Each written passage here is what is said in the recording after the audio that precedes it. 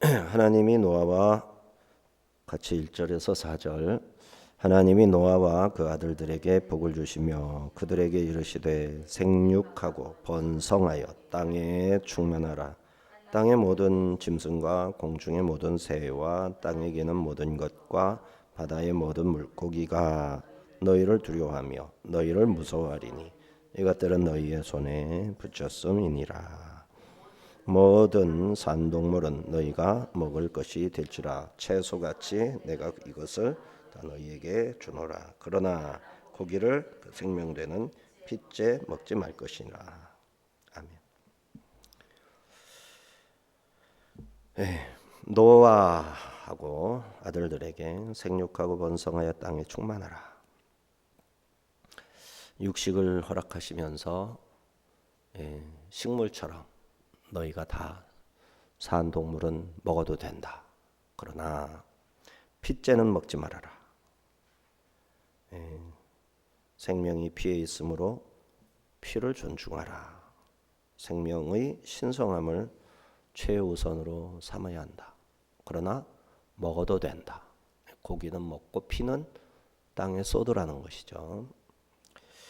창조 질서를 다시 확립하시고 지금 창조 질서가 다 무너진 거예요. 그러니까 이 언급은 홍수를 통해서 깨진 모든 것을 다시 세우시는, 그래서 뭐가 문제인지 결과론적으로 우리가 살피면 알 수가 있는 건데, 창조 질서를 다시 지킨다 이 말은 피 속에 있는 생명 안에 생명이 피에 있고 피는 생명의 보호를 받죠. 그러니까 고기 속에 피가 들어있고 그 피가 살아있으면 고기는 살아있는 고기가 되죠. 피가 살아있는 고기는 살아있기 때문에 먹어라 그랬죠. 그러나 먹을 때 그 피는 먹지 말아라. 이 관계가 왜 있어야 됩니까? 하나님이 우리에게 아무거나 다 먹어도 된다 그러지 않고 먹을 게 있고 먹지 말아야 될 게 있다 그러시는 거잖아요. 그러니까 왜 먹을 거는 먹고 먹지 말라고 하시는가, 먹지 말 것은 먹지 말라고 하시는가. 하나님의 뜻이 거기에 있는 거죠. 이런 하나님의 율법, 하나님이 금지하고 명령하고 한 것을 통해서 하나님을 알아갈 수 있는 거죠. 하나님을 알아가는 게 중요한 거고, 아는 대로 말씀하신 것을 지키는 것이 중요하고. 왜 그래야 돼요? 우리는 하나님의 피조물, 그리고 피조물 중에서 가장 으뜸 머리로 인간을 앞세우신 것은 그 뒤따르는 모든 것에 대한 책임이죠. 네가 책임져라. 그죠? 맨 앞에 둔 것은, 네 뒤에 있는 것은 네가 책임져라. 맨 앞에 있으니까 뒤에 것들은 그냥 마음대로 짓밟아라가 아니라 먹을 거는 먹어라. 핏째 먹지 말아라. 거기에 이미 생명 존중이 들어있고, 그러면 왜 생명이 존중한가? 하나님의 형상이 피의 원리 속에 들어있구나. 사람에게 하나님이 하나님의 형상대로 지었다 했을 때 생명을 말하는 거거든요. 생명력, 하나님의 생명력, 영생하시는 생명력, 이런 생명을 존재하기 위해서 필요한 모든 지혜들, 살아있다라는 것의 그 활동성, 지혜, 너무너무 놀라운 그 신비감, 경이로움, 경외심이 생기게 하는 어마어마한 이런 것들이 하나님의 형상이란 말이죠.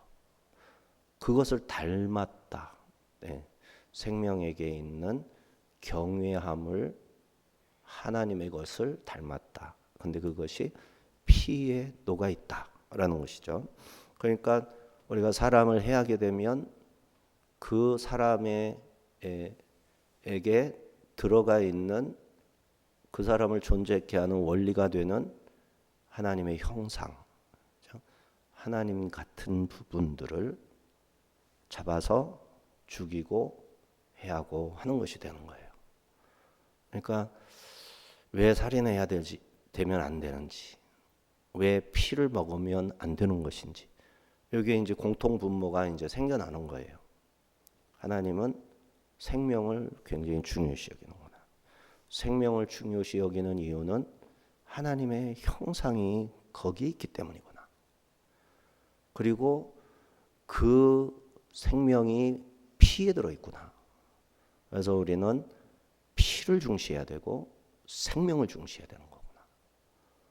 그래서 생명을 마음대로 해하고 죽이는 살인자는 결코 하나님 앞에 합당한 게 아니구나.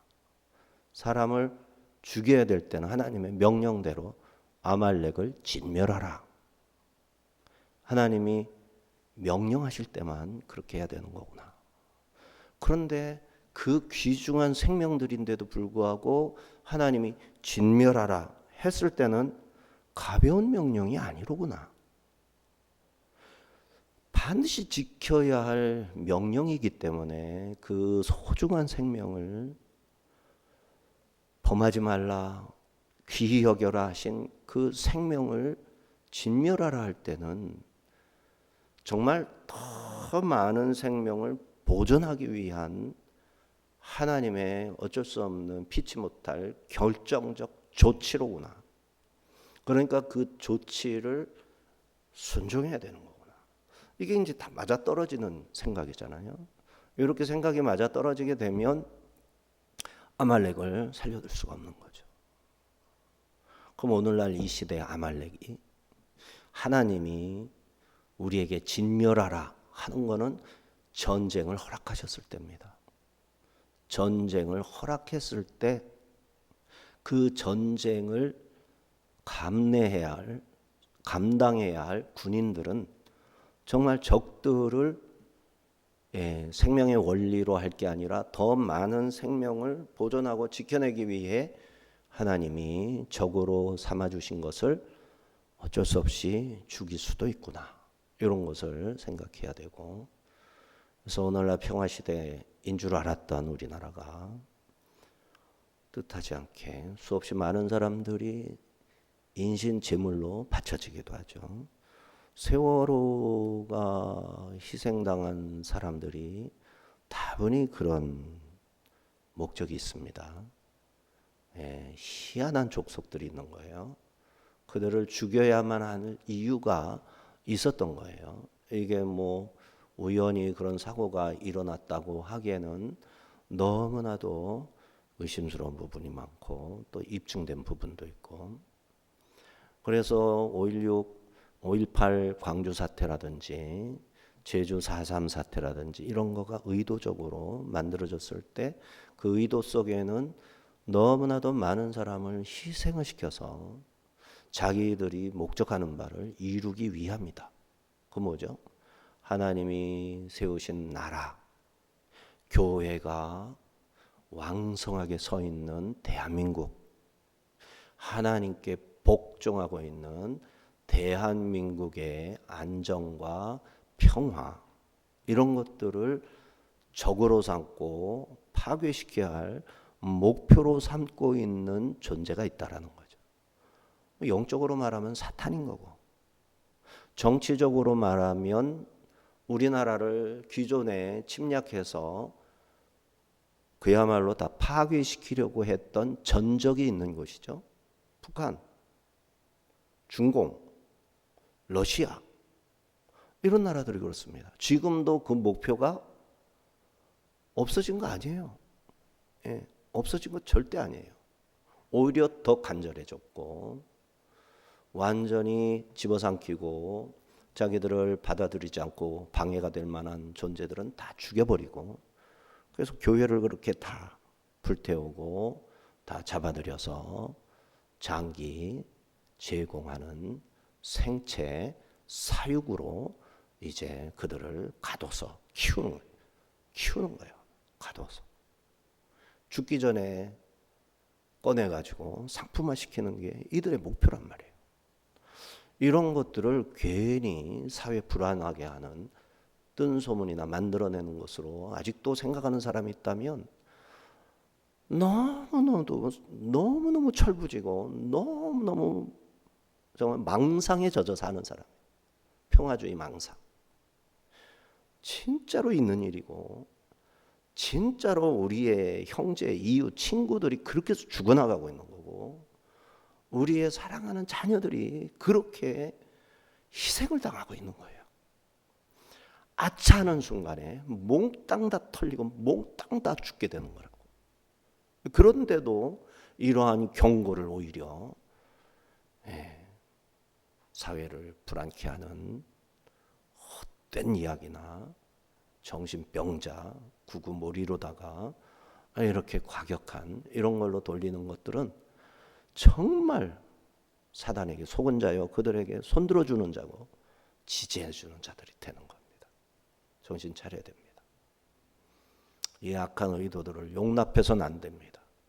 그리고 그거를 끌어들이려고 하는 이미 그것으로 자기 목숨을 부지하고 있고 자기의 살인행위를 감추고 있고 자기의 아성을 구축해가지고 아무도 침범치 못하게 하는 이런 일을 조작적으로 하는 자들을 내버려둬서는 안 되는 겁니다.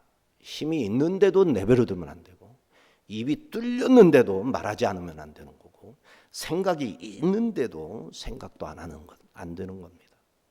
생각해야 되고 고발해야 되고 막아내야 되고 모아서 함께 할 수 있으면 모아야 되고 이런 겁니다.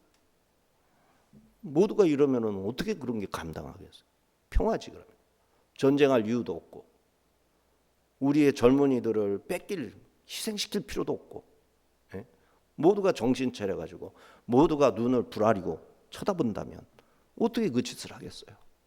그럼에도 불구하고 나태하게 자기 앞가림이나 생각하고 조금이라도 남들 것을 뺏어서 긁어 모아가지고 남들 망하는 거는 전혀 관심 없어.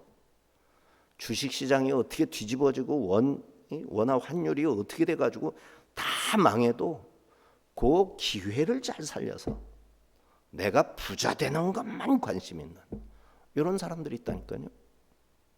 이런 사람들 때문에 그야말로 북한의 중공에 앞제비 노릇하고 그들에게 영혼을 팔아가지고 권력을 쥐고 지 맘대로 하는 자들이 더 똥똥거리며 살아가는 거예요. 믿는 사람 가운데는 적어도 그런 사람 없어야 되는 거예요. 목회자들이라면 정신 차려야 되는 거예요. 하나님의 종이라고 자부하는 사람이라면 그래서는 안 되는 거예요. 모른 채 하면 안 되는 거라고. 자, 하나님은 엘로힘으로 표현됐습니다. 7장에서 여호와죠. 8장에서 엘로힘입니다. 9장에서도 엘로힘입니다. 능력을 나타내요. 언약 자체만을 이렇게 강조할 때는 여호와 언약을 지키시는 분 이런 뜻이 많이 이렇게 포함된 단어이기도 합니다. 근데 엘로힘 할 때는 그 언약을 지킬 수 있는 힘과 권능 이런 거를 말하는 것이고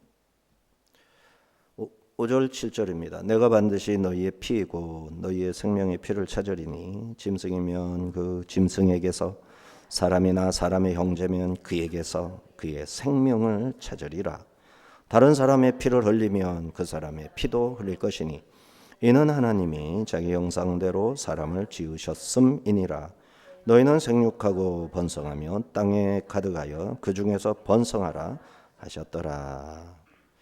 엘로힘 하나님께서 창조 명령 생육하고 번성하여 땅에 충만하라는 이 명령과 축복권에 부칙을 붙이듯이 피에 대한 하나님의 분명한 뜻을 갖다 붙여놨습니다. 달아놨어요. 생육하고 번성하여 땅에 충만하라는 명령에 피가 중요하다. 왜 피가 중요하냐? 그 피 속에 생명이 있기 때문이다. 이게 따라가고 있는 거예요. 이거를 떼놓고 생각하는 거는 하나님의 명령을 어기는 거예요. 생명을 귀하게 여기지 않고 번성하고자 하는 자, 하나님의 명령을 거부하고 하나님의 존엄에 도전하는 거라고요. 누군가 사람의 피를 흘린다면 그게 짐승이든 사람이든 반드시 생명을 찾겠다. 다른 사람의 피를 흘린 자의 피를 반드시 흘리게 하시는 이유, 그 사람에게 하나님의 형상을 담아 놓으셨기 때문에 이 원칙 아래 너희는 생육하고 번성하고 땅에 충만하고 가득하게 되어야 하는 것입니다. 5절 7절의 말씀은 인류 공동체가 지켜야 할 가장 기초적이고 엄중한 생명헌법과도 같습니다. 하나님은 생명이 있는 피를 흘린 피, 그 대가를 찾으시고 끝까지 추적해서 책임을 물으신다 밝히셨어요. 예외가 없어서 짐승이라도 그렇게 하겠다. 짐승이라도. 근데 짐승의 배가 고파서 먹게끔 돼 있는 본성에 의해서 하는 거는 봐줄 수가 있을 것 같아요. 하지만 그 먹을 것을 넘어서서 잔인하게 하는 무리들은 내버려두면 안 됩니다. 그거를 관리할 책임이 사람에게 있어요. 들개들이 이제 가축들을 배가 고파서 잡아가는 거 그러려니 할 수 있어요. 근데 와서 다 물어놓는 거예요. 다 물어놔. 싹 죽여놓는 거예요. 들개들이 그런 습성이 있어요. 야생성이 늑대의 본성이 있잖아요. 개한테. 근데 이 본성을 사람들이 이제 가축으로 이렇게 했다가 어떻게 하다가 버려져 가지고 들판에 나가서 이제 하면 그 그 야생성의 자연 답습으로 인해서 이렇게 습득되어져야 할 그 모든 것을 잃어버렸기 때문에 사람이 잘못한 것이지만 그런 경우는 이제 그 개를 내버려두면 안 되는 거죠. 말하자면 그런 식인 거죠. 하나님이 하신다 하는 것 속에 인간의 영역 속에서 책임질 부분도 없잖아 있을 테니까요. 피에 대한 형벌 동해 보복의 원리를 따르고 생명의 가치 누구에게나 동등하고 한 사람일지라도 그 생명을 대신할 어떤 것 없어서 하찮아서 죽여도 되는 생명은 없다라고 말씀하시는 거예요.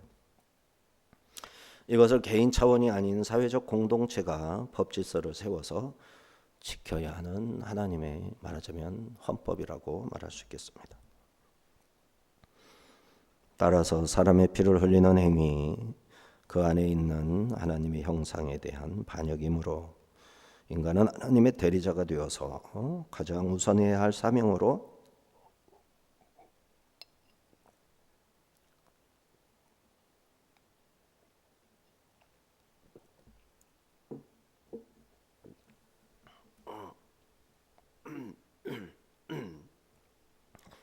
생육하고 번성하여 생명이 땅에 가득하게 하는 것, 그 다음에 생명들을 지켜주고 보호하는 일, 이게 사람이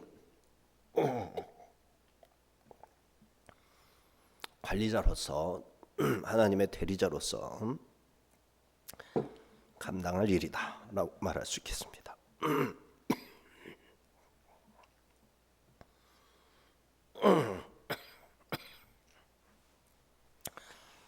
자, 8절에서 10절.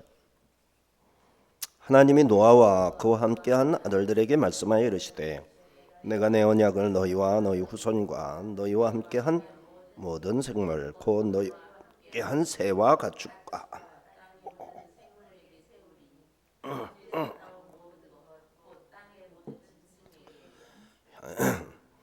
먼저 노아와 아들들에게 너희와 함께한 모든 생물 새 가축 들짐승 모든 생물과 언약을 세운다. 언약을 세운다. 창세기 9장은 무지개 언약이 나오는 장으로 유명해요. 무지개 언약을 말씀하시는 겁니다. 언약의 대상을 인간에게만이 아니라 너와 함께한 모든 생물, 새, 가축, 들짐승 이렇게 다 된다라고 하셨어요.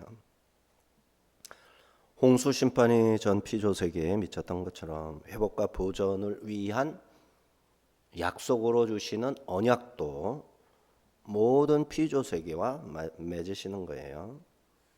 그래서 이 언약은 구속의 역사가 단지 인간의 영혼만을 위한 구속이 아니라 창조 세계 전체가 회복되기 위해서는 인간의 구속이 머리니까, 관리자니까 우선했기 때문에 사람을 구원하는 것이고, 사람이 망가졌으니까 책임을 또 인간에게 묻는 것이지만, 인간을 구속함으로써 자연계가 모두 구속을 받게 되는 이러한 원리가 작동이 되고 있음을 우리가 기억해야 되겠습니다.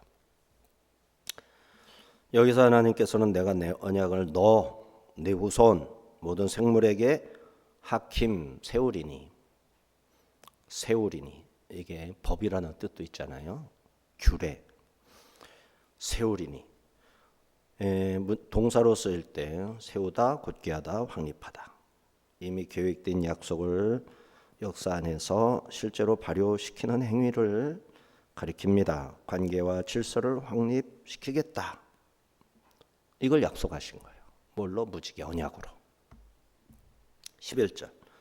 내가 너희와 언약을 세우리니 다시는 모든 생물을 홍수로 멸하지 아니할 것이라. 땅을 멸할 홍수가 다시 있지 아니하리라.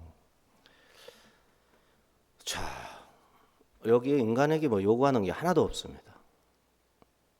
이 무지개 언약은 인간에게 요구되는 조건이 하나도 없습니다.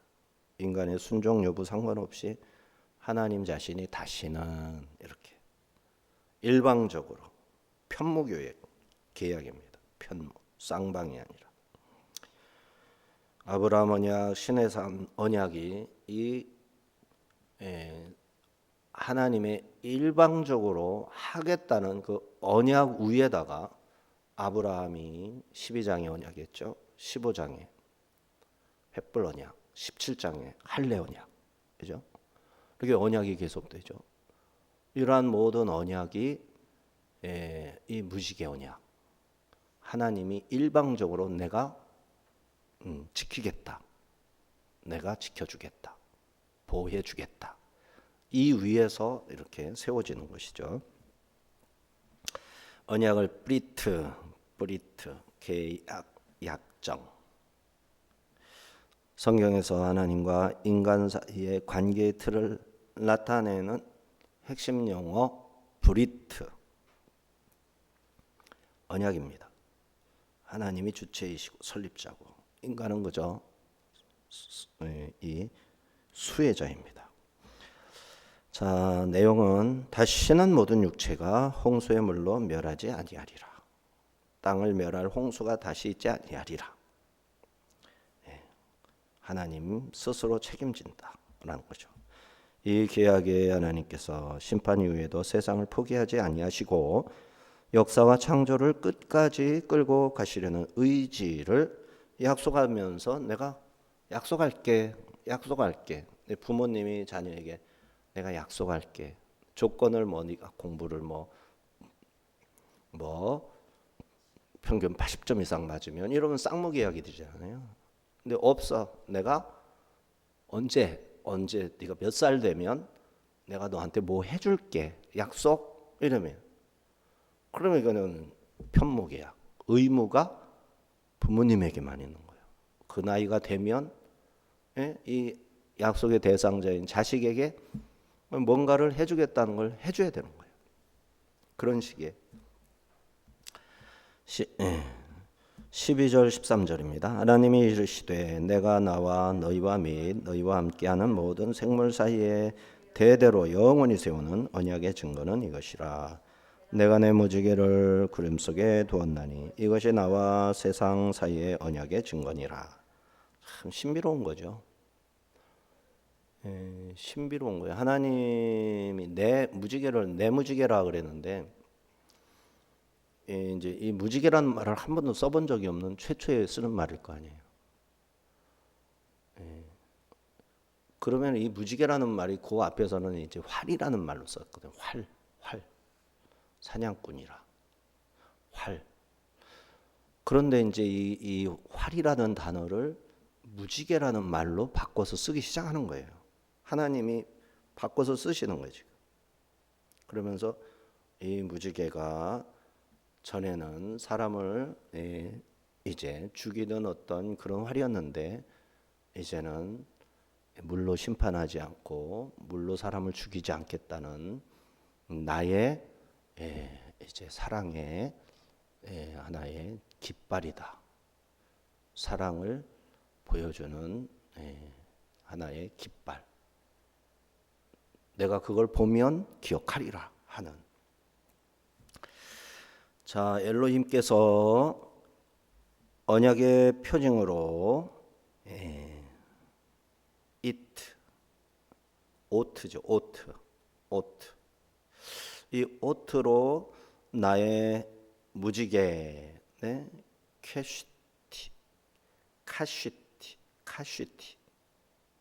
카쉬티를 하늘에 두셨다.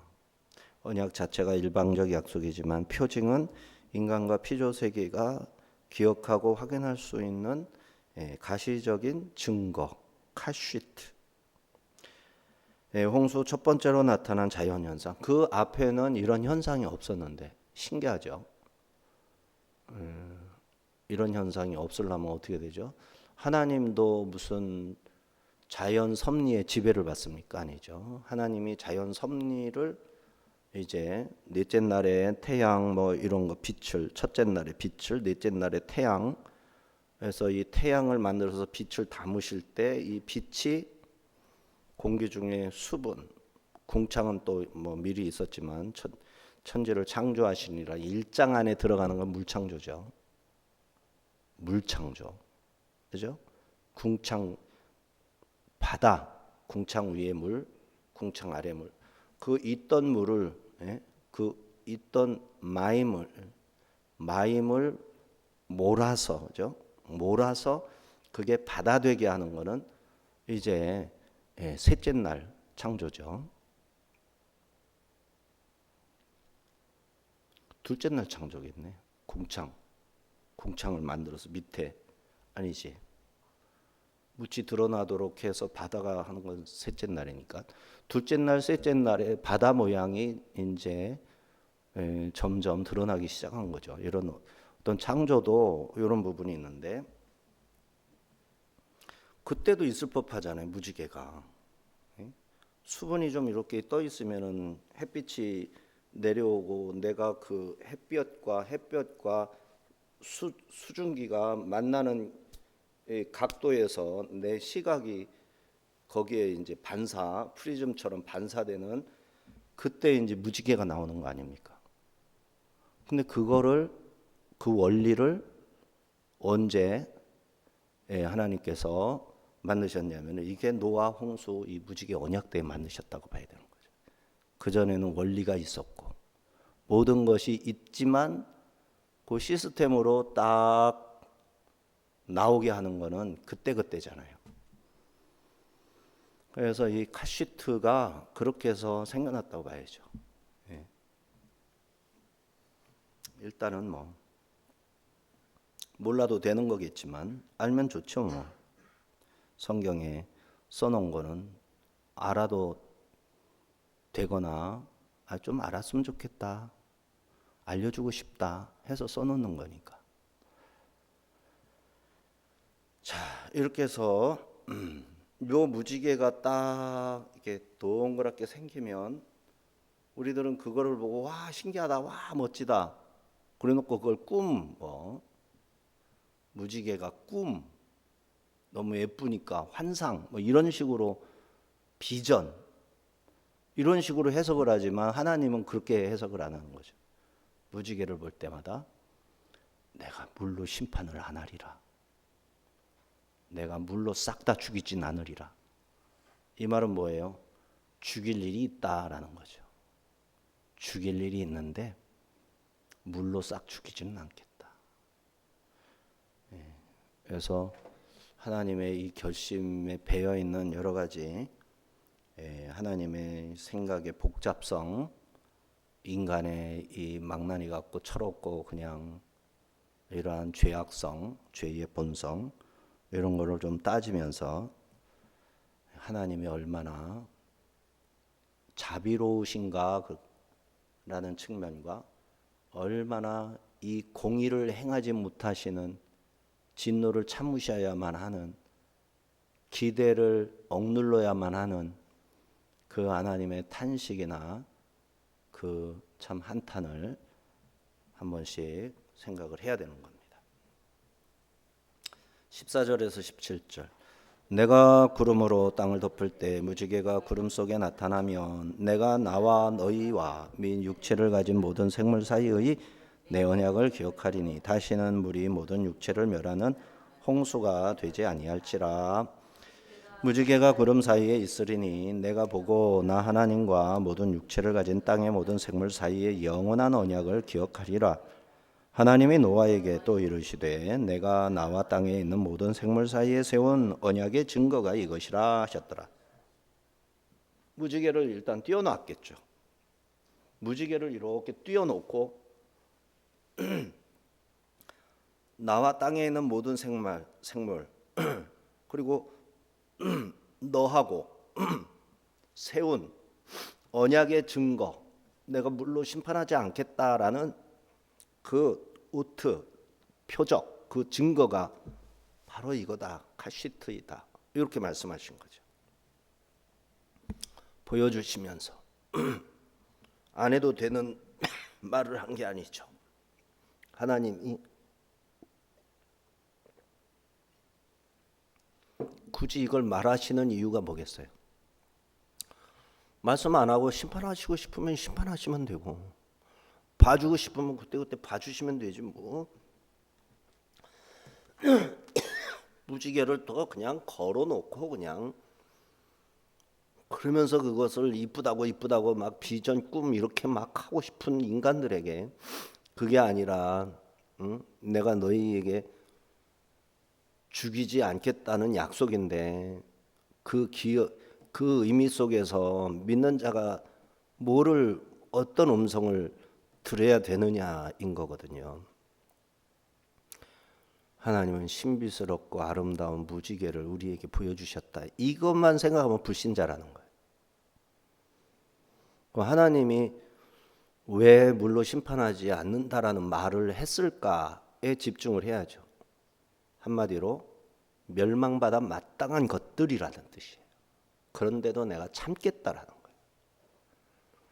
근데 이 하나님의 마음 속에 있는 그 애틋함과 정말 억누르지 않고는 이 관계 유지를 할 수가 없는 상황, 이게 있는 거예요. 근데 이제 부모가 되고 철이 들고 하다 보니까 이게 안 되는 게 많잖아요. 내 마음대로 안 돼요. 어린 애기들 얼마나 말도 잘 듣습니까? 뭐 주면 주는 대로 받아 먹으면서 말도 듣고 깜짝깜짝 놀라게 하는 아이들의 그 모습들이 우리를 그냥 봄눈 녹듯이 다 사라지게 하잖아요. 근심 걱정들.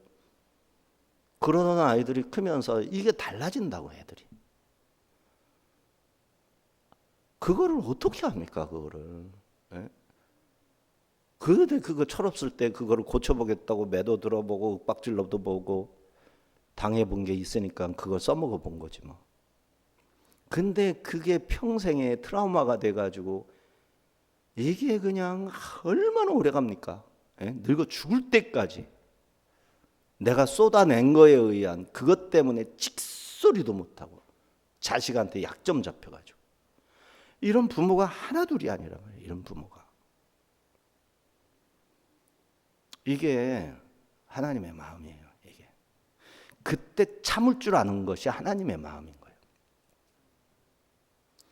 그거 어떻게 해보겠다고 그냥 손댔다가는 더 망가지니까, 아주 패려버리니까, 아주 그냥 끝장나는, 내 자식의 그 인생 자체가 끝장이 나는 거야. 그냥 끝장이.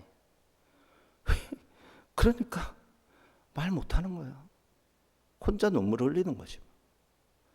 다행히 나만큼 나이 들면 깨닫게 되는 거지. 그러니까 참을 가치가 있는 거예요. 참을 가치가. 결국은 내가 참은 만큼 애는 바로 잡히는 거예요. 이게 우리가 기억해야 합니다. 정말 자식들이나 부부관계도 그런 것 같아요. 분명히 뭐 어떡할 건데 마음에 안 드는 거를. 근데 멀리 내다보면 내가 참고 인내하면 요 원래 있던 그 진실된 그런 것들이 꽃을 피워가지고 모든 것이 언제 그랬냐라고 되거나 그럼 얼마나 좋겠냐고. 그거를 기대하면서 참아야지. 그걸 기대하고. 그러면 그 기대하고 참는다는 게 뭐예요? 그냥 당하기만 한다는 게 아니라 그때마다 하나님께 나아가서 눈물 흘리며 기도하고 간구하다 보면 하나님이 이루어 가시는 거죠. 그 어느 날 그걸 열매로 우리가 누리게 되는 거잖아요. 그렇게 되는 거지. 근데 그거가 없으면, 거기에서 내가 실패하면, 야, 진짜 끔찍하죠. 내 자식들이 어떻게 클지 어떻게 알아. 내 자식이 뭐 사회적으로 문제를 일으키는 망나니 그냥 온 나라를 그냥 뒤죽박죽 만드는 무슨 누구처럼 그냥 김일성이 마냥 아니면 김일성보다 더 지독한 이씨 하나 있잖아요. 이런 것들처럼 내 자식이 안 되라는 보장이 어디냐고. 그러니까 눈물을 흘리며 참아야 할 때가 있는 거죠. 그리고 그것을 바로잡기 위해서 대가를 지불해야 되는 거죠. 대가를. 그러니까 그런 일이 생기기 전에 잘 해야 되겠죠. 자, 여기서 구름은 아난입니다. 비를 예고해 주죠. 심판을 상징하기도 합니다. 무지개는 활을 뜻하는 캐셋인데 심판의 무기가 아니라 하늘에 걸어놓으신 평화의 깃발이 되고 말았습니다. 무지개, 자비의 상징으로 서 있습니다. 이처럼 하나님은 인간의 범죄를 보고 분노가 일어날 때마다 구름 사이에 있는 무지개를 하나님이 보시고 모든 육체와 땅의 모든 생물과 세운 영원한 언약을 기억하려 하셨던 겁니다. 이렇게 무지개 언약에 대한 말씀은 이것이 내가 너희와 모든 생물과 세운 언약의 증거라 하시고는 마무리 짓습니다. 이로써 홍수 심판 시대에서 새 언약의 시대로의 전환이 일어납니다. 무지개 언약, 아브라함 언약, 신의 언약, 기초가 되었고 하나님 창조와 보존의 의지를 모든 세대의 무지개가 증거하고 있는 것이지. 하나님의 참으시는 사랑, 이 세상에 하나님께 대한 그야말로 범죄하여 하나님을 그냥 들끓게 해서 확 그냥 구름까지 이렇게 덮쳐놨는데 무지개가 확 떠는 바람에 하나님이 꽉 눌러 참는 이런 상황이라는 사실을 지혜로운 자는 알게 되는 거예요. 이 세계를 생각조차 못하고 사는 사람이 대부분이겠지만 지혜로운 사람은 그런 걸 보는 거예요. 이 시대 대한민국. 그러면 내가 할 일이 뭔지 아는 거예요. 내가 할 일이. 무지개 언약에는 인간에게 요구하는 어떤 조건도 없습니다. 오직 하나님의 언약적 신실하심만 유일한 조건이었죠. 그럼에도 이 언약은 인간에게 새로운 시작을 보증해 줍니다.